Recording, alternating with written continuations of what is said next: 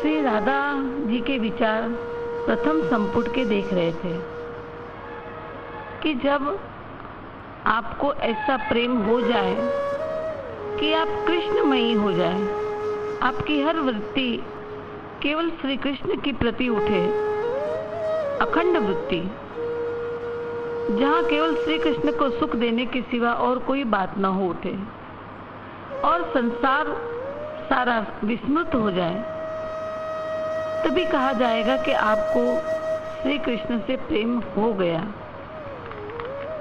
और ऐसा प्रेम होने पे ही सिद्धि है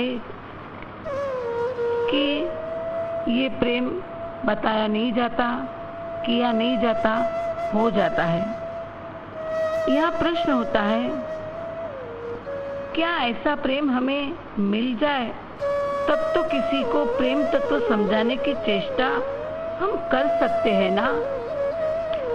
इसका उत्तर श्री राधे रानी कहती है, हे सखी, ऐसा हो सकता तो मैं तुम्हें यह मेरे पास रुकने न कहती।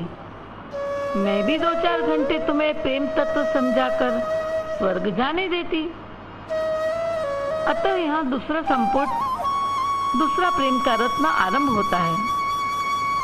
यदि कोई व्यक्ति प्रेम तत्व जानने के इच्छुक किसी अन्य व्यक्ति को प्रेम समझाने की चेष्टा करता है, तब वह जो कुछ भी समझाता है तथा उसकी उक्ति से जो कुछ अनुभव होता है, वह सब केवल विडंबना मात्र है, क्योंकि अनिर्वचनीय को वचनों से बताना मूर्खता है। अरे बताना तो क्या, प्रेम पर विचार करने पर भी प्रेम अंतरित हो जाता है और विचार न करने पर तो यह और भी अधिक रूप से अंतरित हो जाता है। कहने का तात्पर्य है कि प्रेम वस्तु स्वानुभव, संवेद्य तथा निरुपम है, यानी स्वयं के अनुभव से ही जाना जाता है और उसे समझाने, उसके लिए उपमा देने कोई वस्तु ऐसी संसार में नहीं, अतः निरुपम है, अतः भाषा के द्वारा प्रकाशित नहीं किया जा सकता। अतएव प्रेम को समझाना तथा समझाने की चेष्टा निष्फल परिश्रम मात्र है। जैसे एक गोपी को श्री कृष्ण के दिव्य दर्शन हुए, वो बावरी हो गई, रोम रोम उससे आनंद से पुलकित हो उठा, कंठ गदगद हो गया, नैनों से नीर बहने लगे। दूसरी सखी उसे रास्ते में मिली। दूसरी सखी ने उसे पूछा, अरे प्यारी सखी, तेरी ऐसी दशा कैसे हुई? अरे तूने ऐसा आनंद कहाँ और कैसे पाया? हमें भी बता। तब वह बावरी गोपी कुछ बोल न सकी, इतना ही कहा, हे सखी, आंखें देख सकती है पर बोल नहीं सकती, वाणी बोल सकती है पर देख नहीं पाती। ये हृदय अनुभव कर सकता है पर उसके पास वाणी नहीं। ये तो गूंगे का गुड़ है। गूंगे को गुड़ खिला के पूछो कैसा लगा, तो वो बता नहीं पाएगा, पर इशारा अवश्य करेगा, उछलेगा, हर्ष की किलकारी मारेगा, ऐसा करके बताने की कोशिश करेगा कि हमें गुड़ खा के अपार आनंद आया, बढ़िया लगा। वैसे प्रेमी की प्रियतम के प्रेम में जो दशा है, उस दशा से आप समझ लेंगे कि इससे किसी से प्रेम है।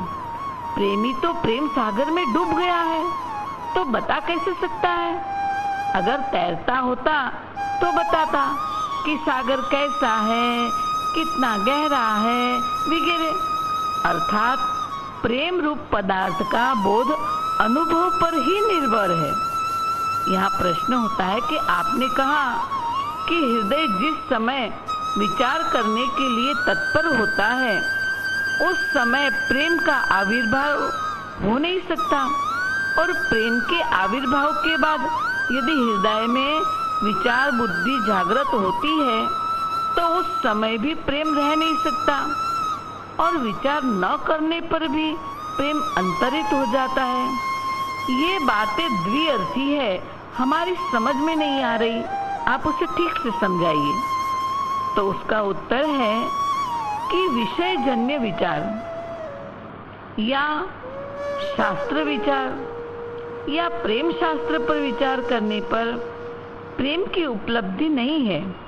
ये सब विचार प्रेम को अंतर्हित कर देता है, क्योंकि प्रेम तत्व समझाया नहीं जा सकता, प्रेम अनुभव जन्य है। और दूसरी बात, विचार न करने पर प्रेम अंतर्हित होने का मतलब है प्रिय को कैसे सुख दूं, क्या करने से उनको सुख होगा, ये तो विचार करना ही होगा। न करोगे तो फिर प्रिय के साथ मनमानी करोगे। प्रिय को चाहिए मीठा और तुम तीखा परोसोगे, क्योंकि तुमने उनके सुख का विचारा ही नहीं। मनमानी करके उसे अपना भगवान बनाने के बदले गुलाम बनाने की वृत्ति होगी आप में। इसे यथेच्छाचारिता कहते हैं, अपनी इच्छा अनुसार कार्य करने की वृत्ति। अतः प्रेम आविर्भूत हो ही नहीं सकता। जैसे निकुंज लीला, एक प्रसंग है बहुत सुंदर जो हम आपको सुनाते हैं। दादाजी कहती है, एक सखी थी, उसने श्याम सुंदर को सुख देने 8-16 श्रृंगार किया। सखियां जो भी श्रृंगार करती थी वो भी कृष्ण के लिए, अपने लिए नहीं, दुनिया को दिखाने के लिए नहीं, केवल श्री कृष्ण को सुख देने। तो उस सखी ने भी आज सुंदर श्रृंगार किया और रात्रि के समय निकुंज में जहां नित्य मैं और श्याम सुंदर विश्राम करते हैं, उस तरफ आने के लिए निकली। रास्ते में जमुना जी से सुंदर कमल उठाया और मटकती हुई बड़े आनंद से उस निकुंज पे आई।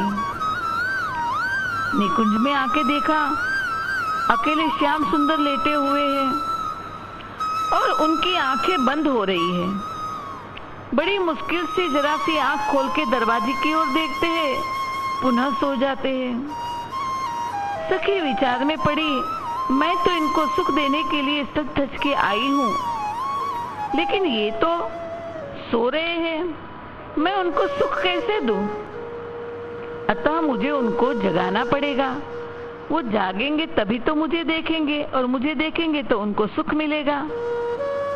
और इसलिए सखी ने सोचा कि ये कमल जो है उसके अंदर अभी जमुना जी का जल है, मैं जरा सा उनकी आंखों में छिड़कूंगी तो श्याम सुंदर के नेत्र खुल जाएंगे, और नेत्र खुल जाएंगे, वो मुझे देखेंगे, उनको सुख मिलेगा। अतः वो कमल लेके जैसे ही उनकी आंखों पे छिड़कने गई, उसी समय श्री राधे जो अष्ट सखी के संग आई।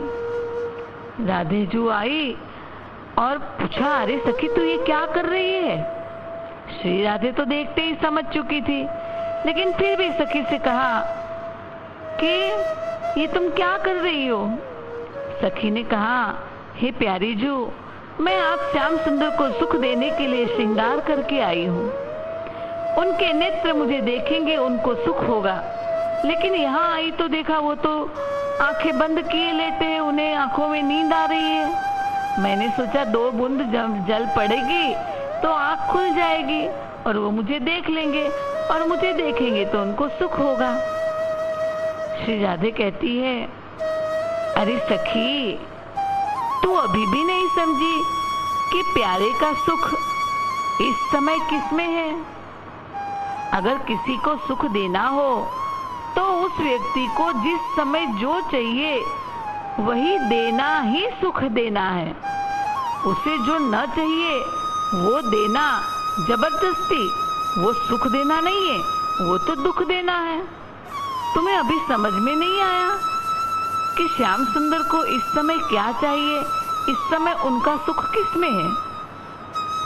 भक्तों, आप बताइए, श्याम सुंदर का सुख इस समय किसमें है? साफ बात है, आप कहेंगे कि श्याम सुंदर को नींद आ रही है तो उनका सुख नींद में है। तो सखी ने भी यही कहा कि इस समय तो उनको नींद आ रही है, तो वो नींद में सुख देख रहे हैं। तो राधा जी ने कहा कि मैं भी तुम्हें यही समझाना चाहती हूँ कि अगर तुम उनके लिए सज के आई हो लेकिन उनको नींद आ रही है तो तुम्हें उन्हें सुलाने का प्रयास करना चाहिए था। ये उनको सुख देना है, लेकिन उनको जबरदस्ती जगा के अपने रूप के दर्शन कराना ये उनको सुख देना नहीं है। हाँ, प्यारे अगर नेत्र खुलेंगे तो उनका मंत्र भी यही है कि सखियों को सुख देना, तो वो तुम पे चिढ़ेंगे नहीं, तुमसे नाराज ना होगे। वो यही कहेंगे प्यारी सखी तो कितनी सुंदर लग रही हो, लेकिन उनका सुख तो तुमने छीन लिया, तो उनको तो तुमने दुख ही दिया और उन्होंने तुम्हें सुख दिया। तो ये बता सखी कि वो नेत्र खोलेंगे और तुम्हें देख के कहेंगे कि प्यारी सखी तुम कितनी सुंदर सज के आई हो, तो तुम्हें सुख मिलेगा ना? हाँ प्यारी जू, मुझे सुख मिलेगा। तो हे सखी, तुम उनको सुख तो देना चाहती हो, लेकिन तुम्हारे प्रेम में अभी सकाम भाव है, तुम्हारे प्रेम के अंदर अभी सुख लेने की वृत्ति है। जब तक तेरे अंदर सुख लेने की वृत्ति हो तब तक तुम प्रेमी नहीं कही जा सकती। तुम निष्काम प्रेमी बनो, उनकी जरूरत जो हो वहीं पे वो वस्तु पूरी करना ही सुख देना है। तो यहाँ श्री राधे उस रमणी से यही बात समझा रही है कि तुम्हें संसार के विचार नहीं आने चाहिए, शास्त्र के विचार नहीं आने चाहिए, कोई विषय के विचार नहीं आने चाहिए, न प्रेम विषय के विचार चर्चा करनी चाहिए, लेकिन केवल श्री कृष्ण को सुख देने की विचार तो तुम्हारे अंदर आने ही चाहिए कि मैं ऐसा क्या करूं जिससे उनको सुख हो। अगर तू ये न सोचेगी तो प्रेम अंतर्हित हो जाएगा, लुप्त हो जाएगा, नष्ट हो जाएगा, वहाँ यथेच्छाचारिता आ जाएगी और यथेच्छाचारिता प्रियतम को भगवान बनाने के बदले गुलाम बना देती है। प्रेमी तो कहेगा राजी है हम उसी में जिसमें तेरी रजा है। तुम जो कहो, तुम कहो तो मैं खड़ी हो जाऊं, तुम कहो तो मैं बैठ जाऊं, तुम जो कहोगे मैं वही करूंगी, मेरे जो करने से तुम्हें सुख मिले, हे प्यारे सुख पाओ। लेकिन यथेच्छाचारिता वाला कहेगा राजी रहो उसी में जिसमें मेरी रजा है, यानी मैं जो कहूँ वही करो। आजकल सभी स्त्रियां या जो भी प्रेमी हैं इसी प्रकार के हैं। पत्नियां कहती है मेरे पति तो बहुत अच्छे हैं। हमने पूछा कैसे अच्छे हैं, तो कहती है मैं कहती हूँ तो उठते हैं, मैं कहती हूँ तो बैठते हैं, मुझे पूछे बिना तो पानी तक नहीं पीते। इसका मतलब तो गुलाम हो गया। तुमने अपने पति को गुलाम बना के रखा है। जैसे गुलाम को कहो खड़े हो, वो खड़ा हो जाएगा, बैठ जाओ तो बैठ जाएगा, जो कहो वही करेगा गुलाम। तो तुमने उसे अपना भगवान बनाने के बदले गुलाम बना दिया और तुम कहते हो कि मेरे पति मुझे बड़ा प्रेम करते हैं। तुम्हारे पति तो तुम्हें प्रेम करते हैं तभी तुम्हारी आज्ञा के अनुसार चलते हैं, लेकिन तुम उसे नहीं प्रेम करती हो, इसलिए तुम उनकी आज्ञा के अनुसार नहीं चलती हो, लेकिन तुम अपनी आज्ञा में उन्हें चलाती हो। इसका मतलब तुम प्रेमी नहीं हो, तुम यथेच्छाचारिता वाले स्वार्थी मतलबी हो। अगर पति तुम्हारी कही ना करे तो तुम अभी उसे गाली गलौज करने लगो और उसको दुश्मन समझने लगो। इसे प्रेम नहीं कहते। इसलिए प्रेमी वही है जो अपने प्रिय को सुखी करने के लिए लाखों दुख सह ले, लेकिन उसे सुखी देखे। उनको सुखी करने के लिए अगर वो दूसरी पत्नी लाए तो उस सौतन को भी तुम्हें स्वीकारना पड़ेगा। इसीलिए एक प्रसंग पे श्री राधे सखियों से कहती है चलो सखी सौतन के घर जाए, चलो सखी सौतन के घर जाए, मान घटे तो का घट जाए है, प्रिय के दर्शन पै है, चलो सखी सौतन के घर जाए। यह जो बन अंजुल का पानी समो गयो पछतइए, घोगी के प्रभु रस बस करी के घोगी के प्रभु रस बस करी के तन की तपन बुझई चलो सखी सौतन के घर जाए। इस भजन में श्री राधा जी की कृष्ण दर्शन की कामना दिखती है, तन की तपन बुझाने की कामना दिखती है, परंतु प्रेमी श्री राधे जानती है कि कर्म के वश श्री कृष्ण मथुरा गए हैं, कर्तव्य के वश श्री कृष्ण मथुरा गए हैं। कुब्जा के पास जाते हैं, वो सौत बनी है, परंतु श्री कृष्ण कुब्जा को सुख देने जाते हैं,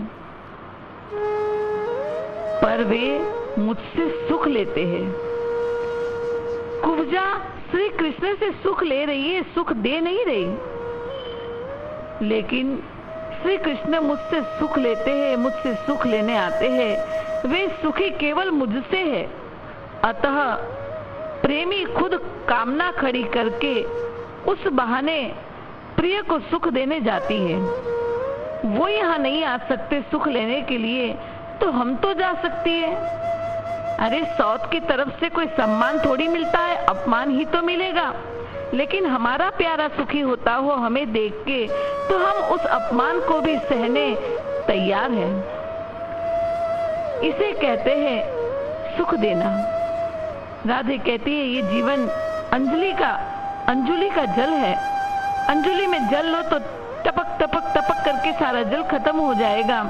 ऐसे ये जीवन, ये जवानी क्षणिक है, वो खत्म हो जाए और हम प्यारे को अर्पण न कर सके तो इस जोबन का क्या फायदा। इसलिए चलो सखी, भले अपमान हो, लेकिन हम सौत के घर चले और अपने प्यारे को सुख देके उनके तन की तपन बुझा के आए। अगर तुम अपने प्यारे का सुख नहीं देखोगे, नहीं सोचोगे, तो महायुद्ध होगा। ये ध्यान रखना संसारी माता बहनें, इस बात का ख्याल रखे। अगर आपके जीवन में भी कभी कोई सौत आ जाए तो आप युद्ध न करना। आप तो अपने पति को यही दिखाना कि नहीं, अगर आपको वहां जाके सुख मिलता है तो हम तुम्हारे रास्ते का रोड़ा नहीं बनेंगे। भले थोड़ा समय दुख विरह सहना पड़े, सह लेना, तो आज नहीं तो कल फिर पुनः आप उनकी प्यारी हो जाओगी, क्योंकि वो सौत तो तुम्हें हटाने के लिए उनसे लड़ती रहेगी। पति आज नहीं तो कल सोचेगा कि अरे ये तो लड़ती रहती है, धन के लिए भी लड़ती है और मकान के लिए भी लड़ती है, सब चीज के लिए लड़ती है, और मेरी वो पत्नी एक अक्षर नहीं बोलती मेरे सुख के लिए। तो सच्चा प्रेम तो वही कर रही है। तो वहां तलाक नहीं होगा और सौत हट जाएगी और तुम पुनः प्यारी अपने पति की हो जाओगी, तुम्हारी जीत होगी। लेकिन लड़ोगे तो थोड़े दिन में तलाक हो जाएगा। इसलिए श्री राधे कहती है कि प्रियतम का सुख देखना ही सच्चा प्रियतम है। प्रियतम साथ रहे या दूर रहे, हमें चाहे या भूल जाए, प्रेमी तो यही कहेगा, तुम मुझे भूल भी जाओ तो ये हक है तुमको, मेरी बात और है, मैंने तो मोहब्बत की है, तुम मुझे भूल भी जाओ तो ये हक है तुमको। ध्यान रखे, हम यहाँ तुम्हारे प्रेम को तुम्हें समझा रहे हैं, तुम्हारे प्रियतम के प्रेम को नहीं समझना है तुम्हें।